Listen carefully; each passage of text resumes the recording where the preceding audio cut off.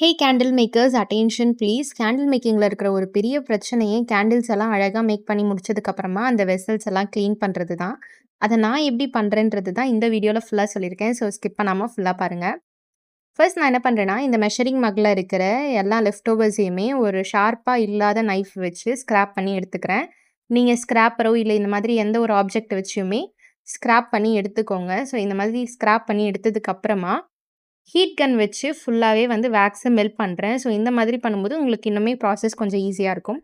So wax எல்லாத்தையுமே heat கன் வச்சு melt பண்ணதுக்கப்புறமா அந்த எக்ஸ்ட்ராஸை வந்துட்டு ஒரு கப்பில் வந்துட்டு ஊற்றிட்டு ஒரு ரீயூசபிள் டிஷ்யூ இல்லைனா பேப்பர் டிஷ்யூ ஒரு 2 ஆர் 3 எடுத்துக்கோங்க. கையில் வந்து க்ளவுஸ் போட்டுக்கோங்க. போட்டுட்டு அந்த டிஷ்யூ வச்சு ஃபுல்லாகவே அந்த மக்கில் இருக்கிற எல்லா வேக்ஸையுமே வந்துட்டு ஃபுல்லாக வைப் பண்ணி எடுத்துக்கோங்க.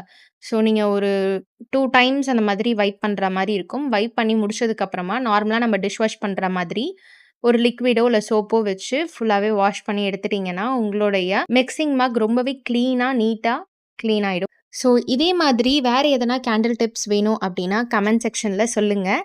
அடுத்த வீடியோவில் பார்க்கலாம். Bye bye.